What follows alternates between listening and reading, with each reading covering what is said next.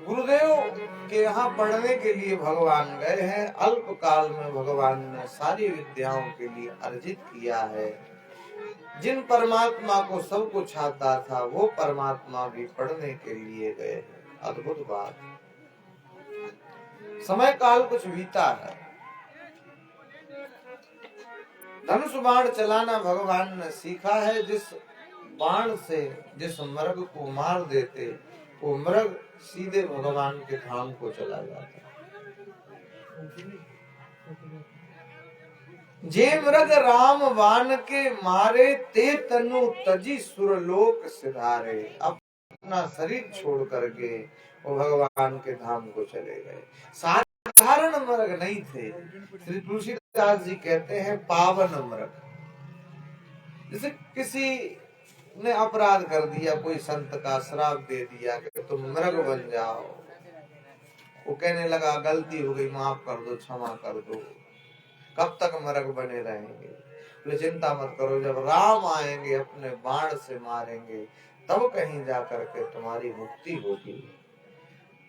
तो भगवान श्री राम धनुष बाण चलाना सीखते हैं, मृगों का उद्धार होता है, सीधे भगवान के धाम को चले जाते हैं। श्री तुलसीदास जी कहते हैं ये जो चरित्र है मैंने गा करके आपके लिए सुनाया, किंतु आगे की जो कथा है उसको आप मन लगा करके सुनिए।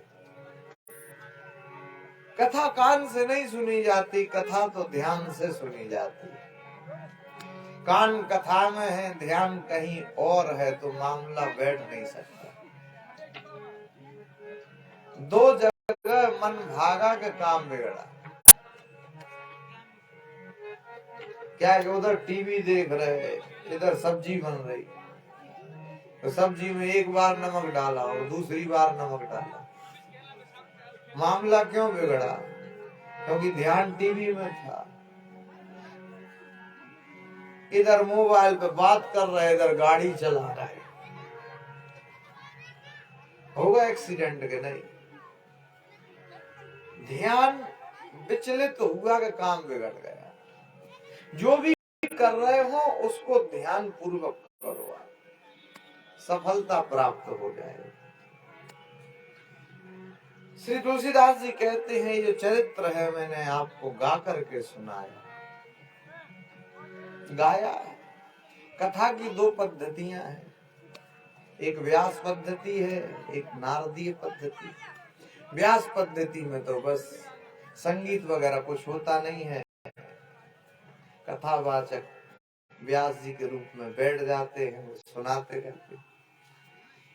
किंतु कथा की एक दूसरी पद्धति है, वो नारदीय पद्धति। उसमें संगीत प्रधान होता है, गा करके प्रभु के नाम को सुनाते हैं। जैसे श्री नारद जी के हाथ में वीणा था और वीणा को बजाते थे और हरि नाम को गा करके सुनाते थे। ये भी एक परंपरा बड़ी अच्छी है। इस परंपरा में महत्व की बात यह है कि नींद वगैरह कम आती है। नींद आई और संगीत का सहारा मिला तो नींद खुल गई। और कथा जगाने के लिए ही है, लेकिन संगीत का थोड़ा सा सहारा लेकर के अपनी बातों को समझाना। कहेंगे कड़वी दवाई बच्चे नहीं खाते, उनको मिठाई में मिक्स करके खिला दी जाती। तो ऐसे एकदम से कथा नहीं कोई सुन पाता, सो जाते, तो गा गा करके प्रभु की कथा के लिए सुना देते बड़े आनंद के साथ। श्री तुलसीदास जी ने कह दिया ये जो चरित्र है मैंने आपको गा करके सुनाया, किंतु आगे की कथा उसको ध्यान लगा करके सुनना। यह सब चरित्र कहा मैं गाई, अगिल कथा सुनहु मन लाई।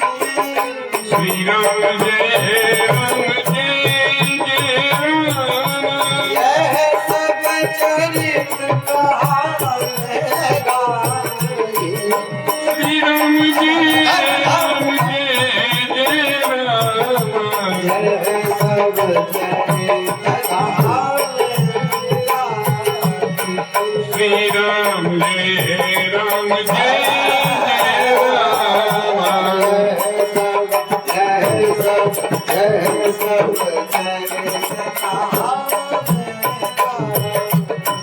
श्री राम चरित्र है मैंने आपको गा करके सुना दिया। आगे की जो कथा है उसको ध्यान लगा करके सुनिए।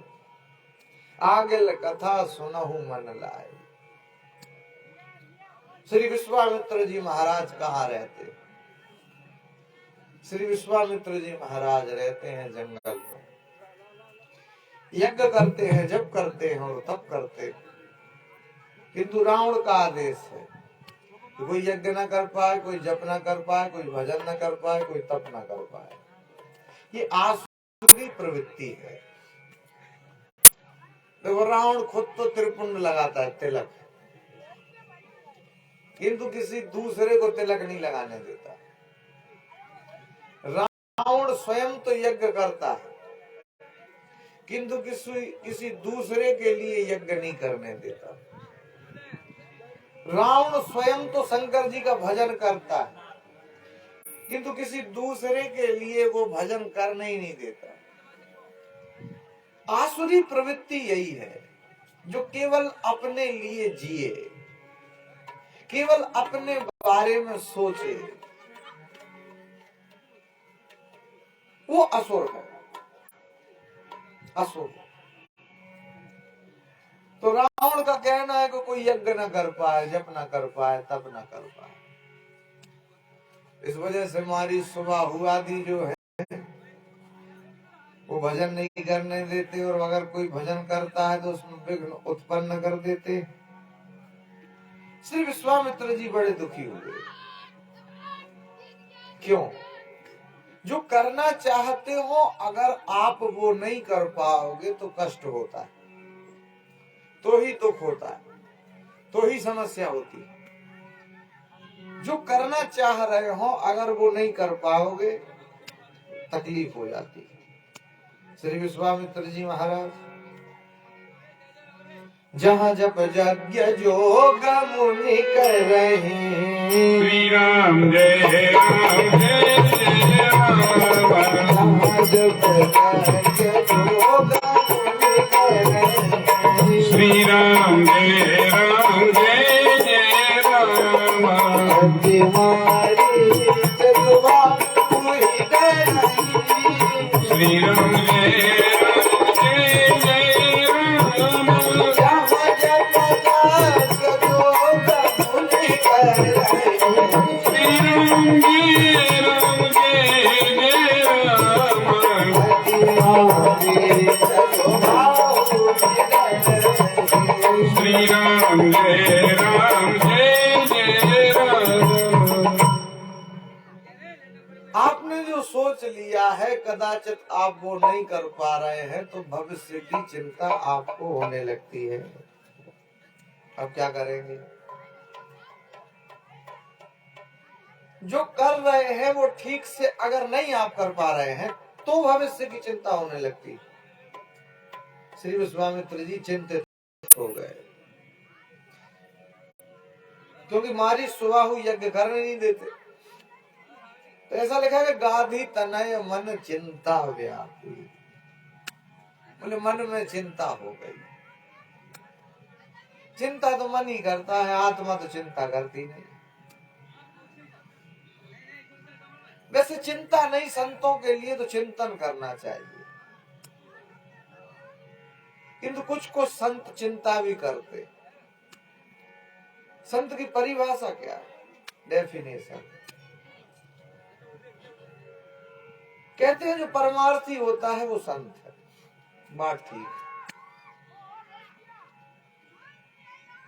श्री सुखदेव जी ने श्रीमद् भागवत में बताया है कि संत कौन? बोले तितिक्षुवा, जो सहन करे, कारुणी कहा, जिसके हृदय में करुणा ही करुणा भरी हुई है, सुहृदय, जिसका हृदय शुद्ध है सब देहधारियों के प्रति, अजात शत्रुआ, जिसका कोई शत्रु नहीं है, जिसका कोई मित्र नहीं है, साधवा साधु भूषणा, वही साथी। कबीरा खड़ा बाजार में मांगे सबकी खैर, ना काहू से दोस्ती ना काहू से बैर। वो साधु जो दूसरों के कार्य को साधे, वो साधु। सत्य का आचरण करते करते जिसके ऊपर कलश चढ़ गया वो संत। मौन शब्द से मुनि बना। बाहर के मौन की बात नहीं मैं कर रहा, अंदर के मौन की बात कर रहा हूं। कुछ लोग बाहर से तो मौन रहते हैं लेकिन अंदर इतना बोलते हैं कि पूछो नहीं। कई लोग तो सोते में भी बड़बड़ाते रहते। नहीं, अंदर से मौन हो जाओ।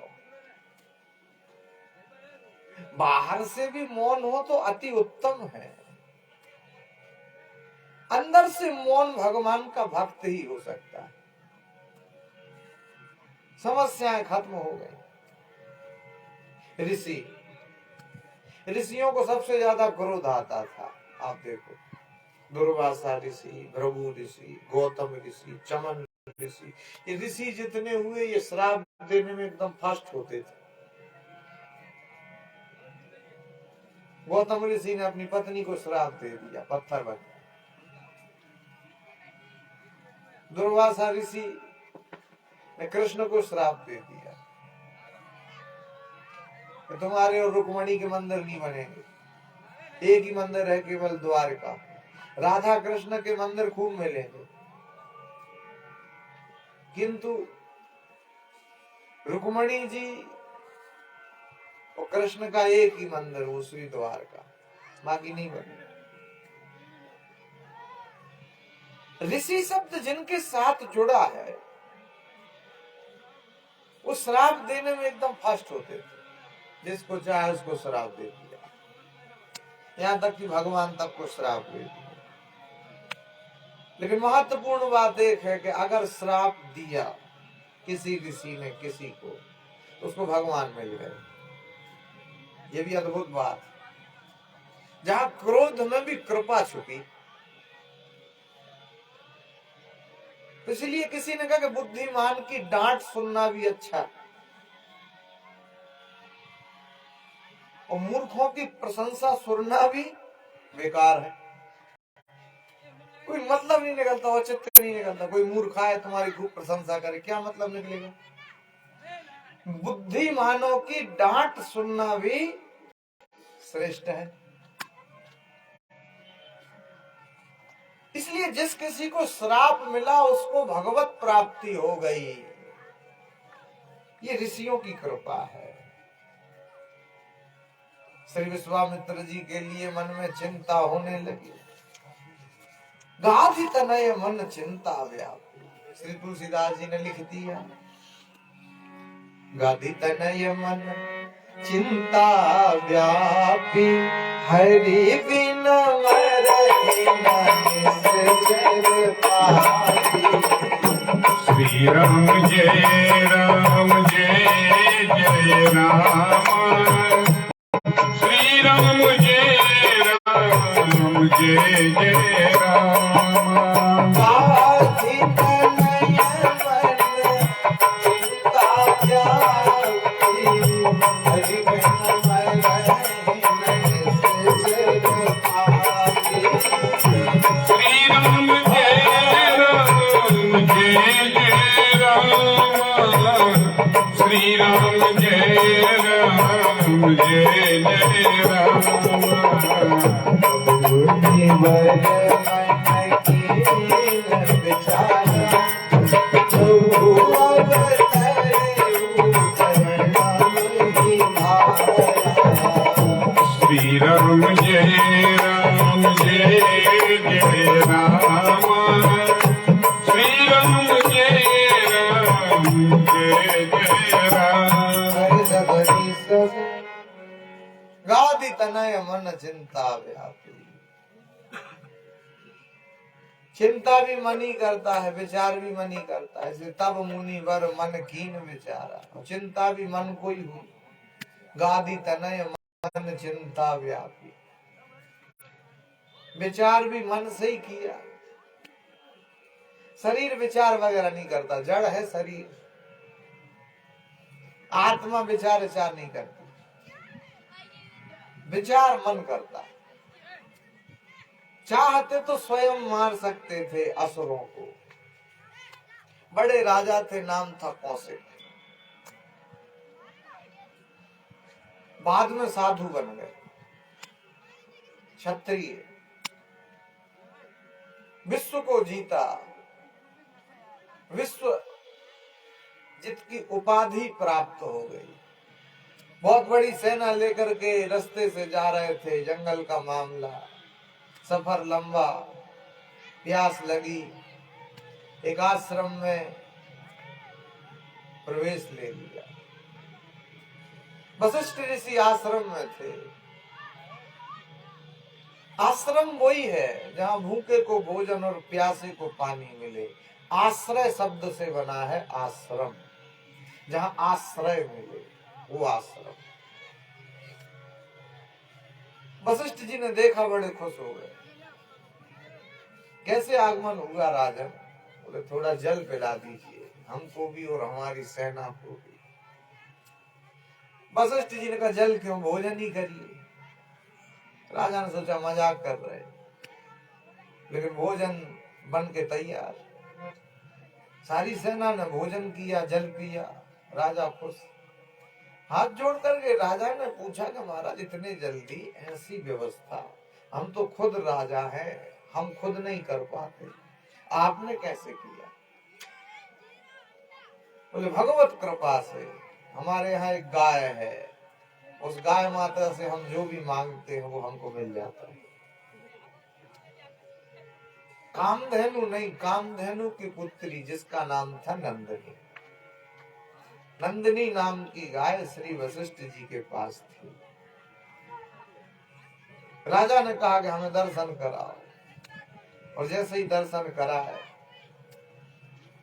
राजा इतने प्रसन्न हो गए। राजा कौशिक ने कहा कि ये गाय आप हमको दे दो, मना कर दिया। बोले आप क्षत्रिय हैं, आपको मांगना अच्छा नहीं लगता, देना अच्छा लगता है। राजा कौशिक ने कहा पूरा राज्य ले लो, किंतु ये गाय हमको दे दो। बोले नहीं, ऐसा नहीं हो सकता, हम दे नहीं सकते। क्रोध आया, उसी क्षण राज का त्याग कर दिया। अब जाएंगे ही नहीं, जाओ खबर दे देना। राजा तो साधु बन गया, चलो। गए नहीं, जंगल में रहते क्रोध बस भगवान का भजन कर रहे। हठ योग बोलते हैं इसको। कई लोग क्रोध से परमात्मा को भजते, भजेंगे तो मिलेंगे। हठ योग, जैसे खड़े खड़े भजन कर रहे हैं, हम बैठेंगे ही नहीं, खड़े ही रहेंगे, यही हठ योग है। तो वो बैठते ही नहीं, खड़े ही खड़े सो जाते, खड़े ही खड़े भोजन कर लेते। इसको हठ योग कहा गया। साधु का हठ तो विश्व में प्रसिद्ध है। 4 हठ आपको सबको पता होंगे जो विश्व में प्रसिद्ध हैं। एक बाल हठ, रोए तो रोए। अगर किसी चीज को रोने लग गया और जेब में पैसे भी नहीं है, वो नहीं मानेगा, वो तो रोएगा। और जब तक वो चीज उसको मिल नहीं जाएगी, जब तक वो चुप होगा नहीं। बाल हट। उससे खतरनाक है फिर एक राज हट। राजा ने जो सोच लिया बस वो करके ही मानेगा। राजा ने सोचा कि उस राजा से लड़ना है, चाहे हार जाए, वो लड़के ही मानेगा। राजहट। एक है फिर साधु का हट। उसने सोच लिया कि हमें यहाँ यज्ञ करना है, करके ही मानेगा, फिर चाहे कुछ हो। और चौथा हट तो बहुत खतरनाक ही है। माताओं की बात नहीं कर रहा हूँ, माताएं कहाँ हट करती, आज तक नहीं किया। संसार में 4 हट बड़े खतरनाक बताए गए। कैसी महिमा है। विश्वामित्र जी साधु बन गए, चाहते तो खुद मार देते असुरों को, किंतु नहीं मारा। क्यों नहीं मारा? ध्यान लगा करके दिखाई दे गया। क्या दिखाई दे गया? भगवान दिखाई दे गए। प्रभु अवतरेऊ हरण मही भारा। अरे प्रभु का अवतार हुआ, पृथ्वी का भार हरने के लिए भगवान आए हैं। पृथ्वी का भार मतलब क्या? पाप। जहां पाप बढ़े उधर की पृथ्वी डगमग डगमग डगमग डगमग डोलने लगती है। ये बड़ी बड़ी बिल्डिंगों का जितना बोझ नहीं लगता, जितना बोझ, जितना वजन पाप का लगता है। रावण के राज्य में पापियों की संख्या ज्यादा बढ़ गई है। कोई भजन नहीं कर पाता, पूजन नहीं कर पाता, जप तप नहीं कर पाते। इस वजह से संत लोग परेशान हैं। तो मन में चिंता हो गई श्री विश्वामित्र जी के लिए। और ऐसे श्री विश्वामित्र जी महाराज ध्यान लगा करके राम को देख लिया, इतने समर्थवान हो गए। और जिस दिशा में परमात्मा दिखाई देने लग गए, बस उसी दिशा की ओर चलने लग गए। और जैसे श्री अयोध्या में पहुंचे हैं, ओ श्री दशरथ जी के लिए पता चला कि श्री विश्वामित्र जी महाराज आए हैं, तो तुरंत उनका स्वागत करने के लिए नगर के बाहर पहुंचे हैं। श्री तुलसीदास जी ने अपनी पंक्तियों में लिख दिया, मुनि आगमन सुना जब राजा, मिलन गयो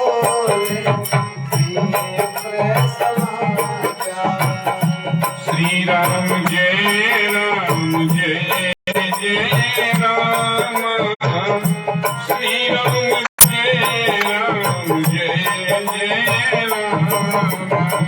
मुनि आगमन सुना जब राजा, मिलन गयो श्री राम जय राम जय जय राम, श्री राम जय राम जय जय राम।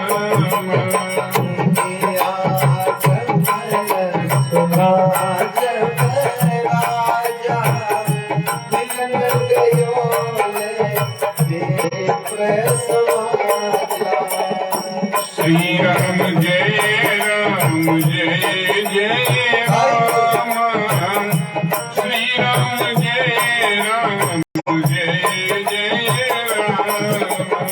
चरण पखार दीन अति पूजा, मुसलमान जगन्य नहीं दूजा। श्री राम जय राम जय जय राम, श्री राम जय राम जय जय राम। चरण पखार दीन पूजा, मुसलमान जगन्य नहीं दूजा। श्री राम जय राम जय जय राम, श्री राम जय राम जय जय राम। ऋषि आए हैं, उनसे मुलाकात करने के लिए गए हैं। मिलन गयो ले विप्र समाजा। जीवन में सबसे मिलिए, ना जाने के ही रूप में नारायण मिल जाए, कोई भरोसा नहीं। किस भेष में परमात्मा आ जाए, कब भगवान से मुलाकात हो जाए। जीवन मिलनसार होना चाहिए। आजकल तो क्या बता, बड़ी बड़ी सिटियों में पड़ोसी पड़ोसी से मतलब नहीं रखता। जीवन नीरस होता जा रहा है, जीवन नीरस हो गया। कोई धन के मद में मस्त रहता है, अभिमान, हम इतना पैसा। कोई रूप सौंदर्य के अभिमान में मस्त है। हम इतने सुंदर, कोई बल के अभिमान में मस्त है, हम इतने शक्तिशाली, और बुढ़ापे तक ये सब चीजें छूट जाएंगी।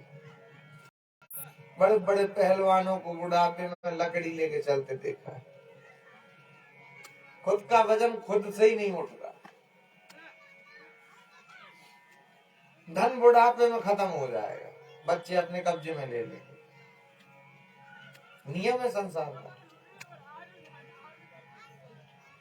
सींचत माली मर गए, मोच करी भौरंगा ने, ये सींचते सींचते परेशान है। भौर आया स्कूल पे,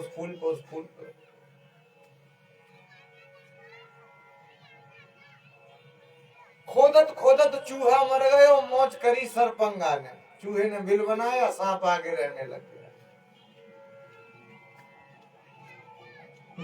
जोरत मौजी मर गयो, मौज करी खरचंगा ने।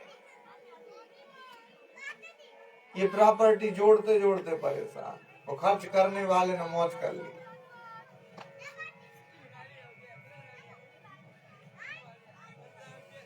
संसार है, विचित्र है।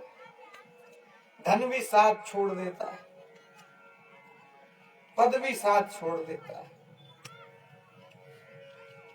आप देखिए, रूप सौंदर्य भी बुढ़ापे में साथ छोड़ देता है।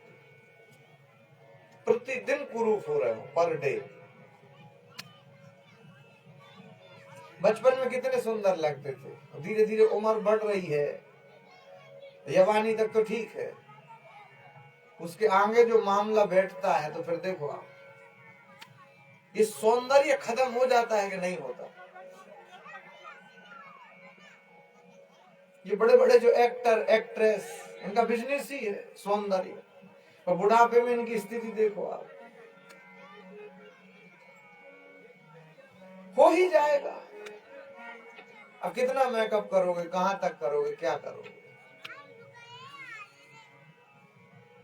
पर व्यक्ति का मन नहीं मानता। चलो ठीक है,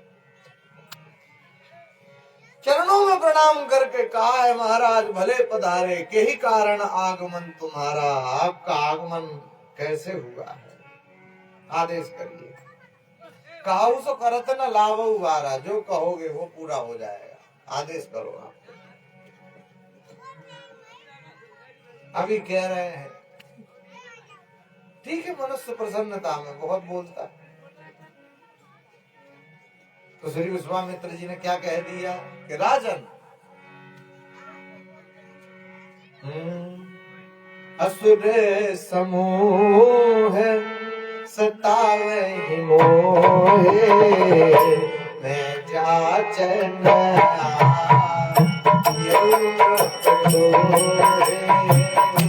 श्री राम जय राम जय जय राम, श्री राम जय राम जय जय राम। असुर समूह सतावे मोहे, मैं जाचन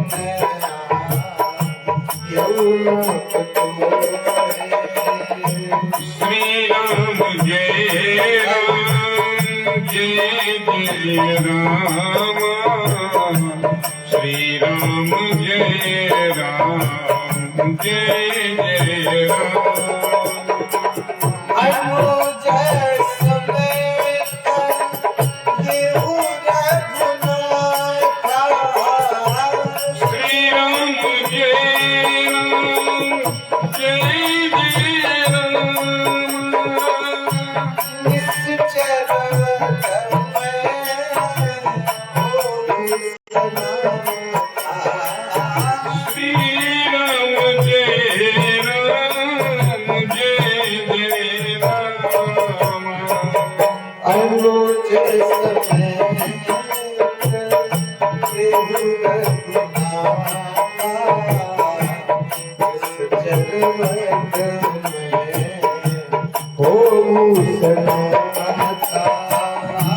श्री राम जय राम जय जय राम, श्री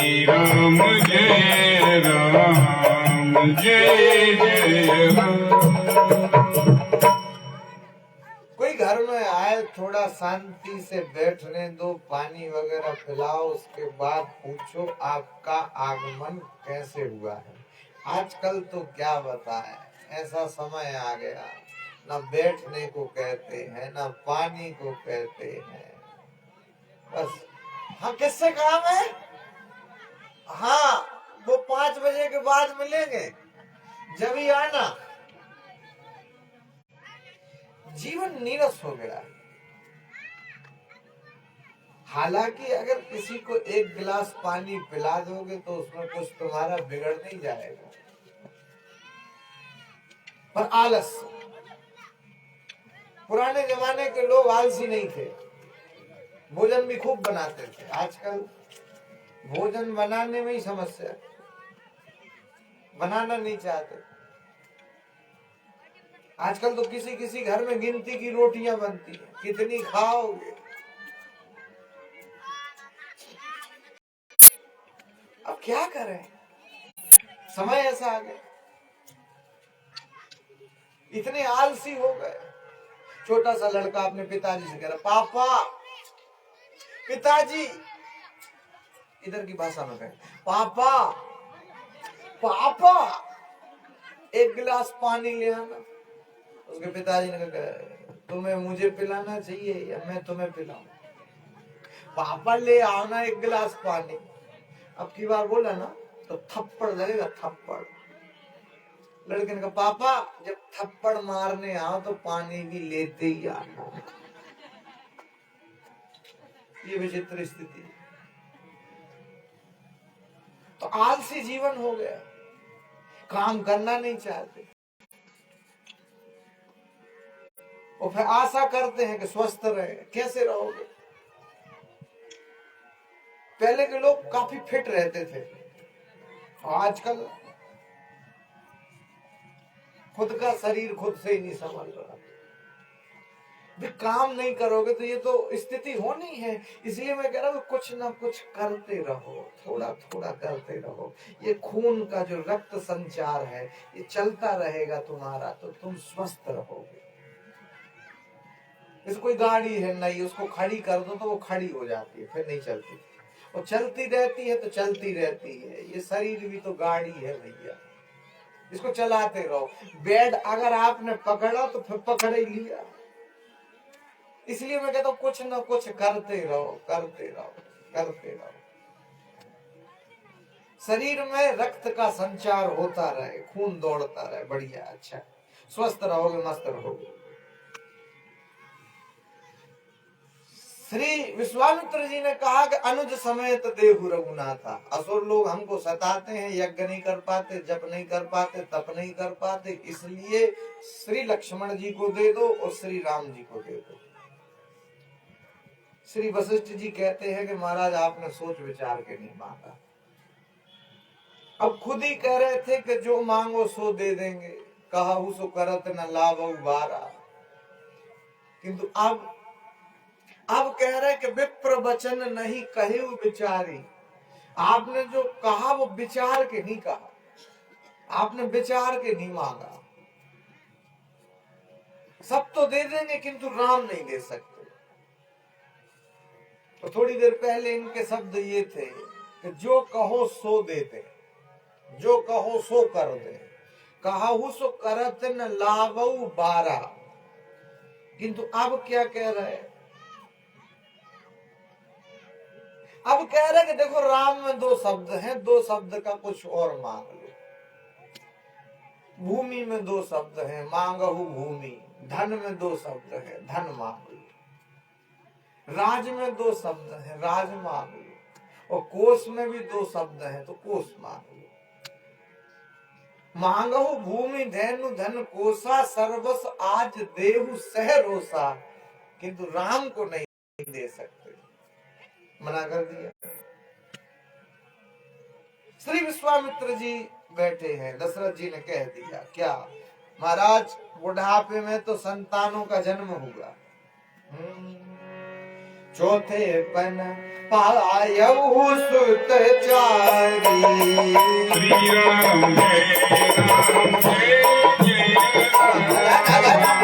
चौथे पन पायऊ सुत चारी। श्री राम जय राम जय जय राम। नेत्र बचन नहीं कहे बिचारी। श्री राम जय राम जय जय राम। नेत्र बचन नहीं कहे बिचारी। श्री राम जय राम जय जय राम। चौथे पन पायऊ सुत चारी। श्री राम जय राम जय जय राम। चौथा पन आ गया। मुश्किल में तो बालकों का जन्म हुआ, किंतु आप कह रहे कि राम को दे दो, लक्ष्मण को दे दो, तो आपने विचार के सोच विचार के नहीं माने। एक बार क्या हुआ, हम निमंत्रण में गए, छोटा बच्चा था, तो पास आ गया, तो घर वालों ने कहा आपका ही है, आपका ही है। तो हमने गोद में बिठा लिया, उनके पापा, उनकी मम्मी, दादा, आपका ही है, आपका ही है। तो हमने बच्चे को भोजन खिलाना शुरू कर दिया। तो सब खुश हो रहे, हंस रहे, आपका ही है, आपका ही है।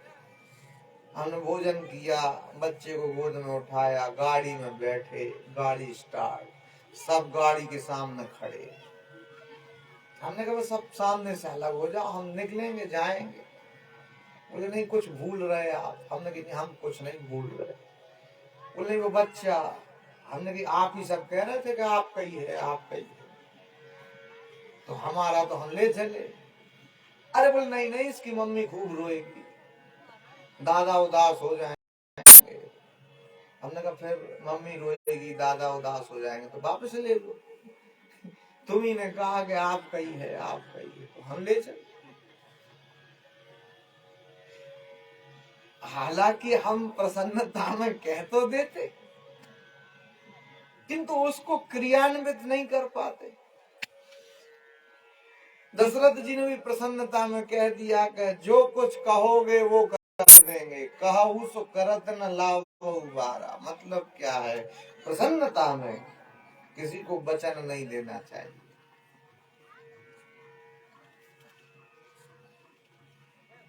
क्रोध में अपने आप पर नियंत्रण रखना चाहिए। दो ही जगह संभलने की है, प्रसन्नता और क्रोध। क्रोध में अपने ऊपर नियंत्रण रखिए आप, और प्रसन्नता में आप किसी को कभी कोई वचन मत दीजिए। प्रसन्नता तो प्रसन्नता है, राम को दे नहीं सकते हो, बात ठीक है। अपनी चीज पे अपना बस है, दूसरे की चीज पे अपना बस नहीं। मतलब राम जी क्या दशरथ जी के पुत्र नहीं थे? हालांकि एक दृष्टि में नहीं थे। कैसे? क्या है कि दशरथ जी सब जगह जाते थे, तो इंद्र के दरबार में भी बैठते थे। सुरपति बसही बाहुबल जाके, एक दिन दरबार में बैठे थे, एक काले काले जो देवता थे वो दशरथ जी की तरफ नहीं देखते। तो दशरथ जी ने कहा इनसे कहो कि हमारी तरफ देखें। इंद्र देवता ने कहा महाराज जो शनि देवता है आपकी तरफ नहीं देखते तो बढ़िया बात है, अच्छा है, जिद कर रहा है। बोले नहीं, इनसे कहो कि हमारी तरफ देख ही दें। अरे बोले महाराज इनकी दृष्टि खराब है, अच्छी बात है, वो नहीं देख रहा है। बोले नहीं, इनसे बोलो कि हमारी तरफ देखें। तो इंद्र देवता ने कह दिया कि दशरथ जी की तरफ देख दो, और जैसे ही दृष्टि पड़ी डायरेक्ट शनि देवता की, दशरथ जी ऊपर से नीचे मूर्छित होकर के गिरने लगे। एक पक्षी ने देखा ये तो जमीन पर गिर जाएंगे, तो उड़ते उड़ते आया, जटायु नाम का पक्षी, और अपने पंखों पे श्री दशरथ जी को बचा लिया। जब होश में आए तो देखा, तो दशरथ जी ने कहा कि पक्षीराज जटायु, आज हम जीवित तुम्हारी वजह से ही हैं। हम प्रसन्न हैं, तुमने हमारे प्राणों को बचाया है, जो चाहिए वो मांग लो। जटायु जी ने कहा दे पाओगे आप? बोले बिल्कुल देंगे, आप मांगो, सहर्ष प्रसन्नता से मांगो। फिर ठीक है, बड़ा वाला पुत्र आपका, आज से हमारा। बोले पुत्र तो अभी है नहीं, लेकिन आप जैसे महापुरुषों का आशीर्वाद रहेगा तो भविष्य में जरूर भगवान कृपा करेंगे। और हम वचन देते हैं कि सबसे बड़ा वाला पुत्र हम आपको सौंप देंगे।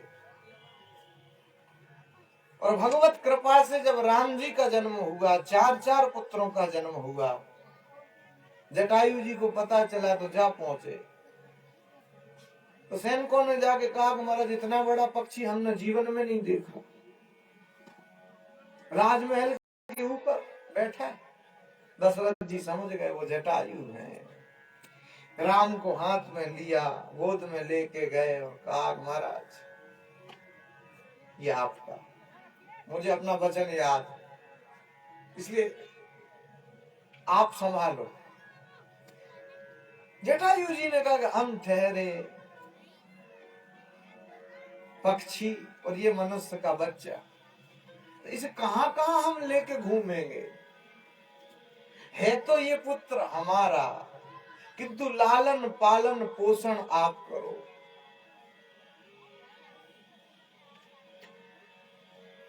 और हम कहेंगे विश्वास के साथ कि जब दशरथ जी की मृत्यु हुई तो अंतिम संस्कार श्री राम जी ने नहीं किया, किंतु जब जटायु की मृत्यु हुई तो अंतिम संस्कार श्री राम जी ने ही किया। पिता को मुख अग्नि देने का अधिकार तो केवल और केवल पुत्र को है। इसलिए अंतिम संस्कार श्री राम जी ने जटायु जी का किया। वो श्री जटायु पक्षी थे। तो ऐसी चर्चा है, अपनी चीज पर अपना अधिकार है, दूसरे की चीज पर बोले अपना कोई अधिकार नहीं। तो राम तो अमानत के तौर पे दशरथ जी के पास थे, इसलिए श्री दशरथ जी कह रहे कि राम देत नहीं बनत गुसाई, हम राम जी को नहीं दे सकते, और कुछ मांग लो आप। दशरथ जी अपनी जगह ठीक। श्री विश्वामित्र जी महाराज क्रोधित होने लगे, और संत का जो क्रोध है तो संत के लिए संत ही संभाल सकता है। इसलिए तुरंत बुलाया गया श्री वशिष्ठ जी के लिए, आप संभालो विश्वामित्र जी के लिए। और श्री वशिष्ठ पहुंचे हुए संत, वशिष्ठ जी ने दशरथ जी को ही समझा दिया। दशरथ जी ने बुलाया तो था कि विश्वामित्र जी को समझा दो, किंतु दशरथ जी को ही समझा दिया। एक संत ने बड़ा गजब का अर्थ कर दिया, बोले तब वशिष्ठ बहुविधि समझावा। बहुत प्रकार से वशिष्ठ जी ने समझा दिया। एक संत ने कहा नहीं, तब वशिष्ठ बहु विधि, बहू के आने की विधि को वशिष्ठ जी ने दशरथ जी को समझा दिया कि भाई इनके साथ भेज दो अपने पुत्रों के लिए, तभी तुम्हारे पुत्र का विवाह हो पाएगा। जब इनके साथ भेजोगे तब वो धनुष तोड़ देंगे, तब श्री सीता जी का विवाह हो पाएगा। बहू के आने की विधि को वशिष्ठ जी ने समझा दिया, तब वशिष्ठ बहु विधि समझावा। बहू के आने की विधि को वशिष्ठ जी ने समझा दिया दशरथ जी के लिए। ये तो अपार ग्रंथ है। अब इसमें से न जाने कौन कौन से अर्थ निकलते रहते और संत लोग निकालते रहते, ये भी आनंद है। शब्दा नाम अनेक अर्था, एक एक शब्द के अनेक अनेक अर्थ होते हैं। तो इस दृष्टि से कहते हैं साहब, वशिष्ठ जी की बात के लिए श्री दशरथ जी ने मान लिया, क्योंकि वशिष्ठ जी गुरुदेव है। समाज में विचित्र बातें चलती हैं। कई लोग कहते हैं पति और पत्नी को एक गुरु नहीं बनाने चाहिए। और आपको स्मरण कराऊं, पूरे खानदान के गुरु जी थे श्री वशिष्ठ। श्री राम जी कह रहे हैं कि गुरु वशिष्ठ कुल पूज्य हमारे कुल गुरु ही वशिष्ठ हैं पूरे खानदान में। अब उसमें क्या पति और क्या पत्नी सब आ गए। आदमी अपने मन से कुछ भी हिसाब किताब लगाता रहता है। बात क्या है कि प्रमाणिक ठीक लगती है, जिसके अनुसार हम समझ सकें। तो शास्त्रों में वर्णन है कि गुरुदेव की आज्ञा बिना सोच विचार के माननी चाहिए। मात पिता प्रभु गुरु की वाणी, और बिना ही विचार करिए शुभ जानी। बिना सोच विचार करके शुभ ही शुभ होता है, मंगल ही मंगल होता है। इस दृष्टि से कहते हैं साहब, श्री राम और लक्ष्मण से कहा कि तुम जा तो रहे हो, लेकिन श्री विश्वामित्र जी का कहना मानना। आज से तुम्हारे माता पिता यही हैं, तुम मुनि पिता आन नहीं हो। तुम्हारे माता पिता आज से यही है। और श्री विश्वामित्र जी महाराज राम और लक्ष्मण को साथ में लेकर के चलने लगे। बड़े आनंद के साथ श्री तुलसीदास जी ने लिख दिया, श्याम गौर सुंदर दुई भाई, श्री राम जय राम जय जय राम। श्याम गौर सुंदर दुई भाई, श्री राम जय राम जय जय राम।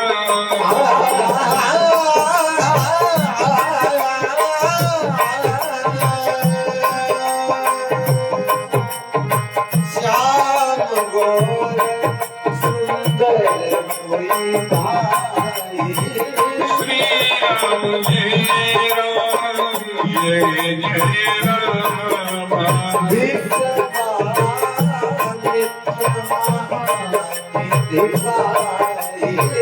श्री राम जय राम जय जय राम। श्याम गौर सुंदर दुई भाई, श्री राम जय राम जय जय राम। श्याम गौर सुंदर दुई भाई, श्री राम जय राम जय जय राम।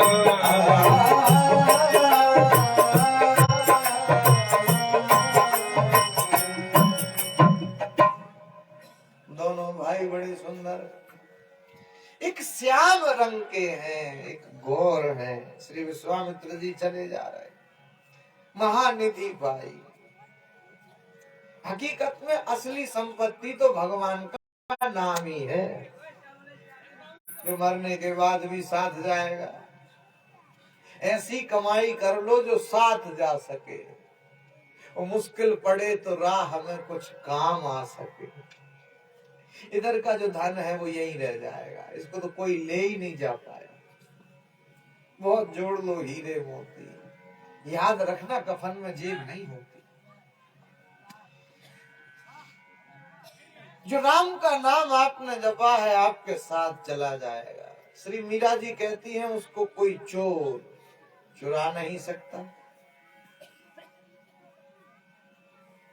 जितना खर्च करोगे उतना बढ़ेगा। खर्च न होवे चोर न लूटे, दिन दिन बढ़त सवायो। पायो जी मैंने राम रतन धन पायो, परम धन राधा नाम आधार। यद वैष्णवा नाम धनम, ये राम जी के नाम का धन है। अपने तो हीरे मोती यही है। हनुमान जी तो मोती की माला तोड़ तोड़ के फेंकने लग गए। सीता जी ने कहा बहुत कीमती है। बोले अपने काम की नहीं। अपने क्या काम की, हमको कोई इंटरेस्ट नहीं।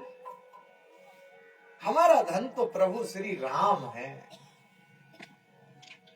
तो बोले इन मोतियों में तुम्हें राम नहीं देखा? बोले नहीं देखे, राम जी देखे ही नहीं। बोले फिर आपके पास राम है? सीना को चीर दिया।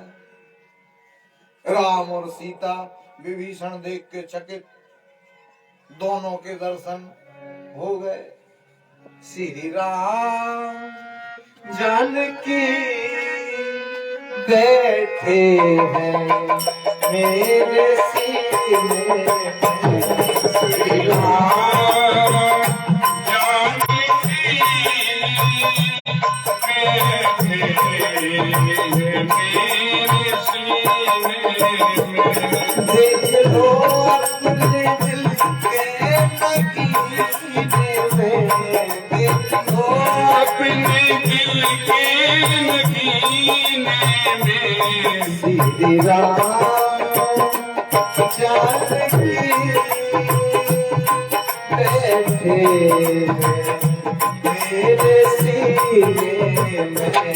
श्री राम जानकी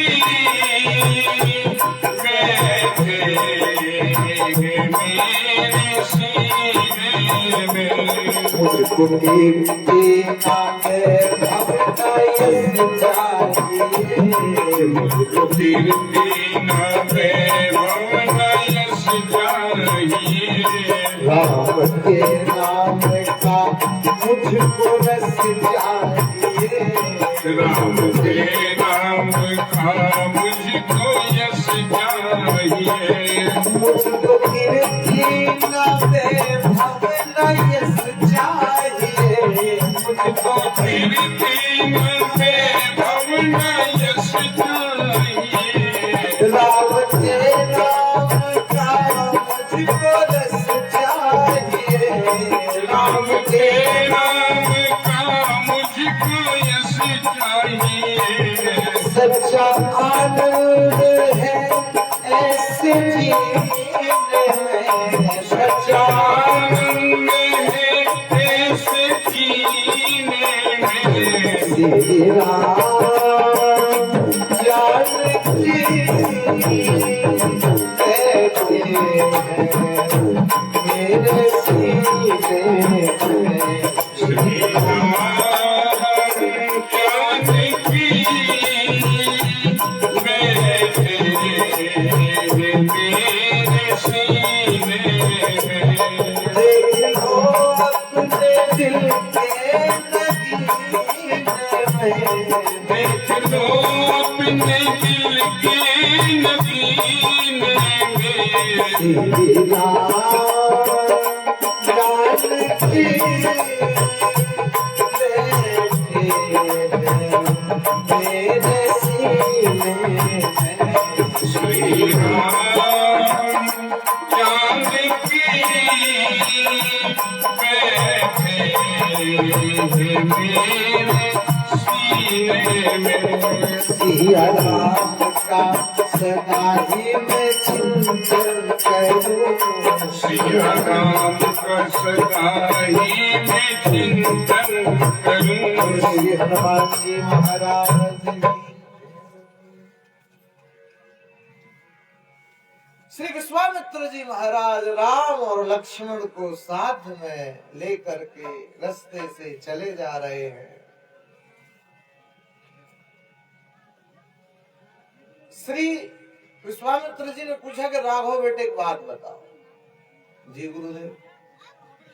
देखो बेटे, एक तो रास्ता है नजदीक वाला और एक है रास्ता दूर वाला, तो कौन से रास्ते से चले?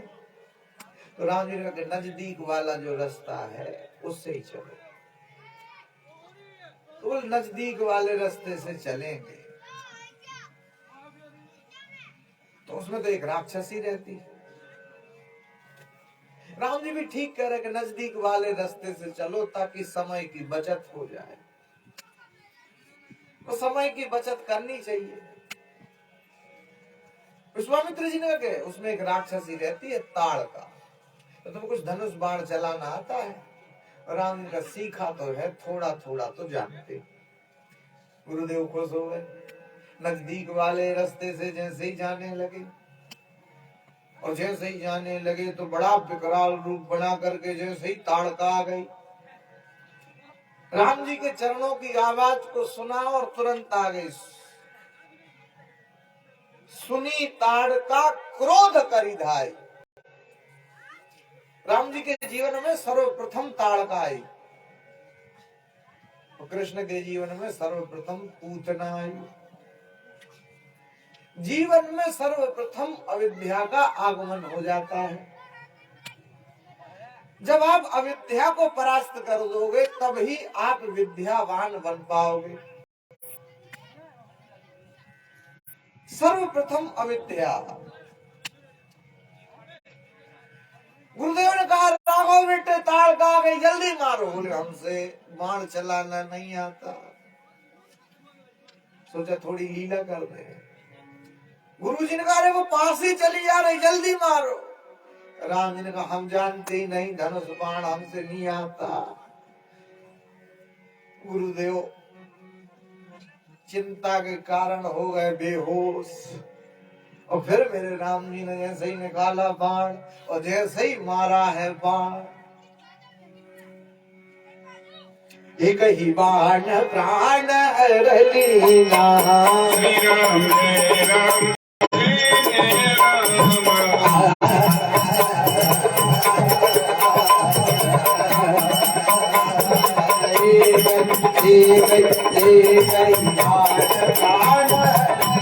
राम। श्री राम जय राम जय राम। दिन जान तीर जपत दीना। श्री राम जय राम जय राम। एक ही बाण प्राण हर लीना। श्री राम जय राम जय राम। एक ही बाण प्राण हर लीना। श्री राम जय राम जय राम।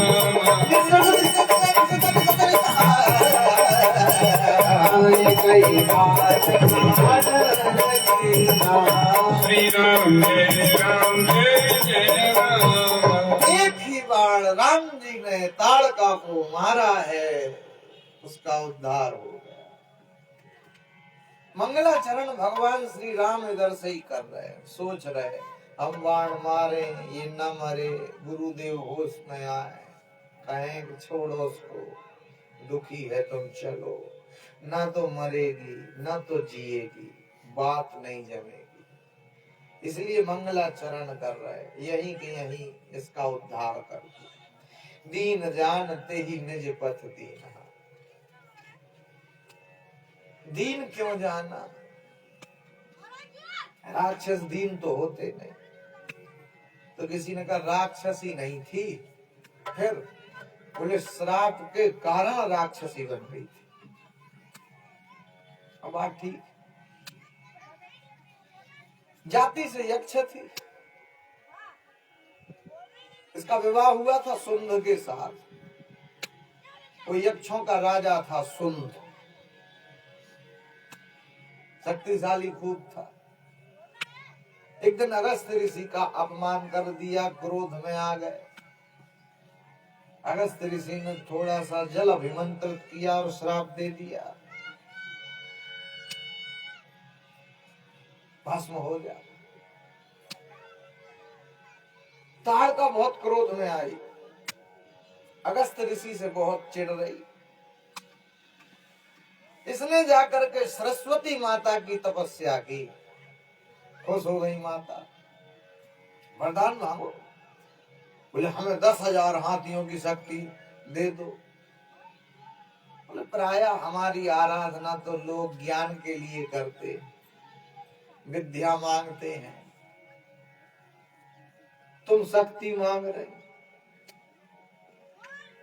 सरस्वती जी ने कहा चलो तुमने तपस्या की है, तुम्हारा दायित्व है, हम दे रहे तुमको 10,000 हाथियों की शक्ति। एक दिन अगस्त ऋषि रास्ते से जा रहे, उनसे युद्ध करने के लिए, उनको खाने के लिए जैसे ही दौड़ी, अगस्त ऋषि क्रोध में आ गए, थोड़ा सा जल लिया, अभिमंत्रित किया और जैसे ही उसके ऊपर फेंका, राक्षसी बन जा, राक्षसी बन जा। यक्ष होके मनुष्यों को खाती है, ये राक्षसी कर्म है, इसलिए तू राक्षसी ही बन जा।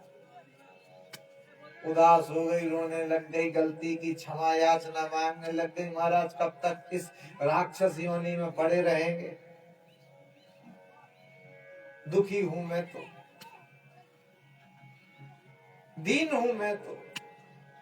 पर चिंता मत करो, दीनों पर दया करने वाले भगवान श्री राम हैं।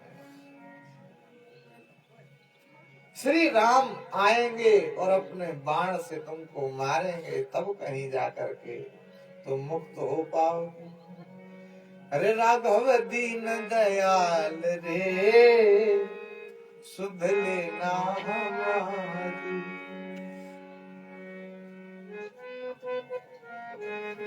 राघव दीन दयाल रे, सुध लेना हमारी।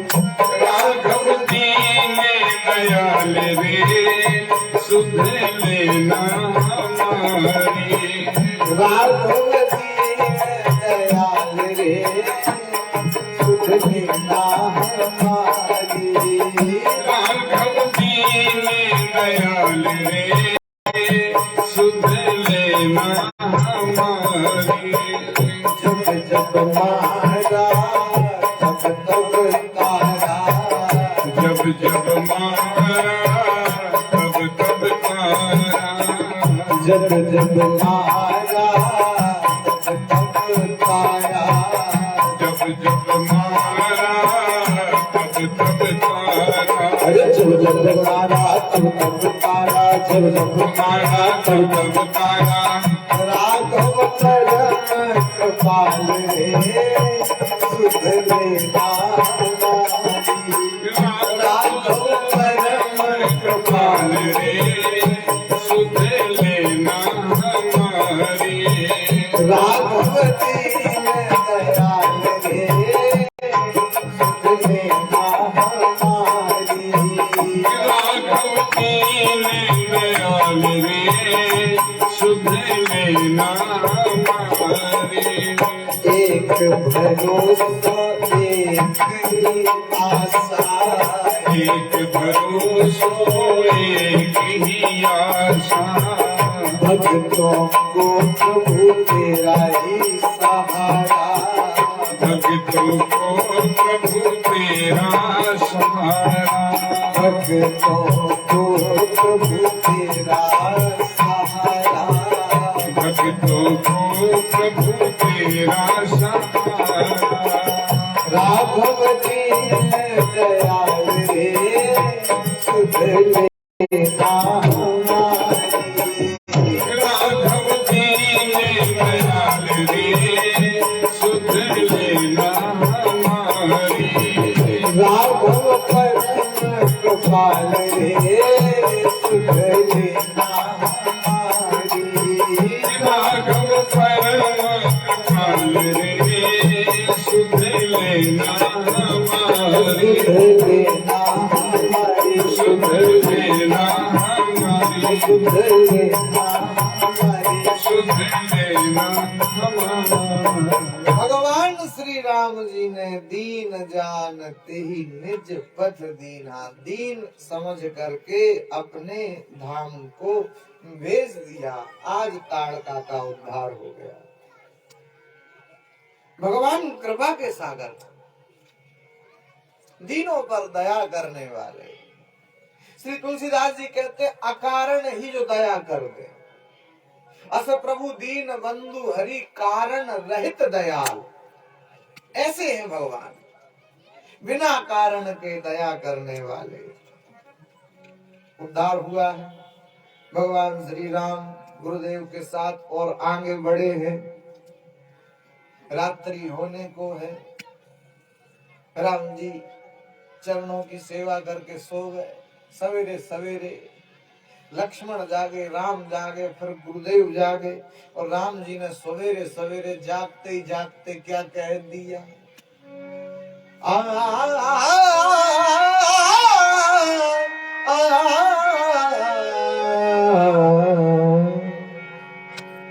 प्रात कहा मुनि सन रघुराई।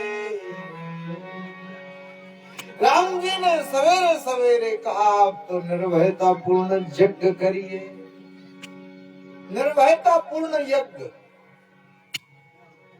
यज्ञ की रक्षा हम लोग करेंगे। गुरुदेव को भी विश्वास हो गया कि कर सकते, क्योंकि इन्होंने ताड़का को मार दिया। गुरुदेव भी प्रसन्न है। राम जी कह रहे हैं प्रात कहा मुनि सन रघुराई, निर्भय जग करो तुम जाई।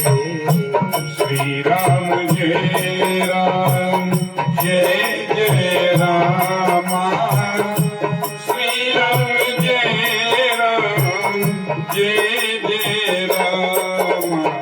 प्रात कहा मुनि सन रघुराई, श्री राम जय राम जय जय रामा।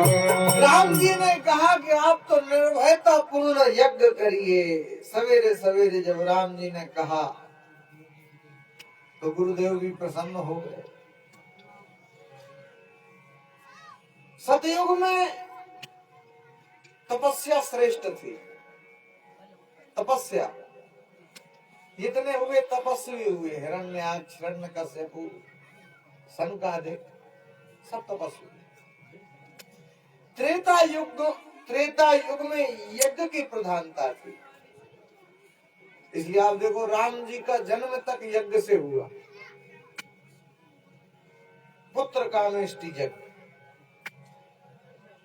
राम जी का विवाह भी यज्ञ के द्वारा ही संपन्न हुआ। उसको भी धनुष यज्ञ कहा गया। धनुष यज्ञ सुनी रघुकुल नाथा, धनुष यज्ञ। अब देखो यज्ञ की रक्षा राम जी ने खुद की। आप रहे मख की रखवाली। अश्वमेध यज्ञ राम जी ने खुद किए। त्रेता युग में यज्ञ की प्रधानता थी, द्वापर युग में समाधि की प्रधानता थी, और कल युग में बोले नाम की प्रधानता है। श्री तुलसीदास जी कहते कलयुग केवल नाम आधारा, असुमर सुमर नर उतरई पारा। केवल नाम। सतयुग में तो हजारों वर्ष तपस्या करो, त्रेता युग में बड़े बड़े यज्ञ करो तब भगवान मिलेंगे, द्वापर युग में हजारों वर्ष तक समाधि लगाओ तब भगवान मिलेंगे, और कलयुग में अरे बोले नाम जप कर लो भगवान मिल जाएंगे। अजामिल को लास्ट में भगवान मिल गए। जीवन भर पाप किया किंतु लास्ट में नारायण कहा। अंत भला सो सब भला। ये महत्वपूर्ण बात। कलयुग में नाम की प्रधानता है। यत् फलम नास्ति तपसा न योगेन समाधिना तत्फलम लभते सम्यक कलौ केशव कीर्तनात्। इसलिए बड़े बड़े साधु संतों का मत है कि कलयुग में नाम की प्रधानता है, इसलिए नाम के लिए गाओ। श्री चैतन्य महाप्रभु ने नाम के लिए गाया, हरे नाम हरे नाम केवलम कलौ नास्तेव नास्तेव नास्तेव गतिरन्न था। ज्यादा से ज्यादा कलयुग में नाम जप करो, भव से पार हो जाओ। श्री तुलसीदास जी कहते हैं कि नहीं कलिकारा में न भगति विवेक, राम नाम अवलंबन एक। कलयुग में केवल राम का नाम, राम का नाम। इसलिए कलयुग में सबसे ज्यादा भक्तों की संख्या है। मीराबाई, कबीरदास, तुकाराम, नरसिंह मेहता, तुलसीदास जी, रहीमदास जी, सूरदास जी, जितने हुए, सबसे ज्यादा भक्त आपको कलयुग में मिलेंगे। एक पूरा का पूरा भक्त माल चलता है, उसमें पूरे भक्तों का बायोडाटा है और उनके जीवन की कथा है। एक भक्त चरितांक भी चलता है जो श्री गीता प्रेस गोरखपुर से निकलता है, उसमें भक्तों का बायोडाटा है और पूरा भक्त चरित्र लिखा हुआ। तो ऐसी महिमा है। भगवान श्री राम ने सवेरे सवेरे कह दिया कि यज्ञ की रक्षा हम खुद करेंगे। भगवान धनुष बाण लेकर के खड़े हो गए और इसी बड़े प्रसन्नता से स्वाहा स्वाहा। गीता में कृष्ण कहते हैं भोजन करना भी यज्ञ है। यज्ञ में स्वाहा और ब्राह्मण के मुख में आहा, एक ही फल मिलता है। यज्ञ भी, अग्नि भी भगवान का मुख और ब्राह्मण भी बोले भगवान का मुख। तो चाहे उधर स्वाहा करो और चाहे इधर आहा स्वाहा, एक ही फल मिलता है। ऐसी महिमा। जैसे ही ऋषि स्वाहा स्वाहा स्वाहा स्वाहा करने लगे और मारी सुबाहु आदि ने सुना, बहुत बड़ी सेना बनाई और आक्रमण किया। सुनी मारीच निशाचर क्रोही, जैसा आए भगवान की द्रोही। श्री राम जय राम जय जय राम, श्री राम जय राम जय जय राम। सुनी मारीच निशाचर क्रोही, जैसा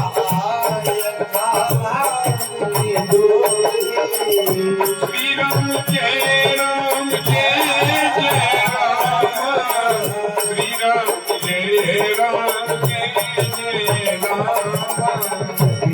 भगवान राम से ही मारा, सतयुगन का सागर पारा।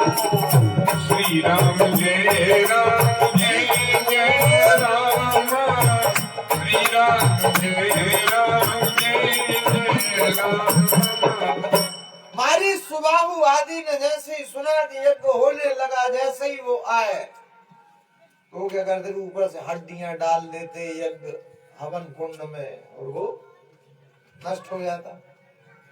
जैसे ही राम जी ने देखा, राम जी ने कहा तुम्हें ना तो मारेंगे और ना तुम्हें छोड़ेंगे, पूर्णता मारेंगे भी नहीं और छोड़ेंगे भी नहीं। बिना फर का बाण राम जी ने निकाला स्पेशल, और जैसे ही मारा, भगवान का भी तुम्हारी आगे जरूरत है, तुम्हें पूरे से मार देंगे तो सोने का मृग कौन बनेगा, और सोने का मृग बनने की कला किसको आती, मारीच को आती। भगवान ने कहा भाई अभी तो तुम्हारे आर्ट की आगे जरूरत पड़ेगी, तुम्हारी कला की आगे आवश्यकता पड़ेगी। ये सब कुछ पूर्व नियोजित है, इसलिए भगवान ने उसको पूर्णता मारा ही नहीं। भगवान को पता है कि इसकी आवश्यकता आगे पड़नी ही पड़नी है, और इसको मार देंगे तो फिर सोने का मृग कौन बनेगा और सीता जी का हरण किस प्रकार हो पाएगा, आवश्यकता है। इसलिए राम जी ने बढ़िया वाला बाण निकाला। कौन सा? बोले बिना फर का बाण। और भगवान ने कहा तुम्हारी यहाँ आवश्यकता नहीं, तुम रावण के यहाँ पहुंचो। और जैसे ही राम जी ने बाण मारा सो 7 समुंदर पार जाकर के मारीच गिर गया। गिरबर बाण राम ते ही मारा, राम जय राम जय जय राम। गिरबर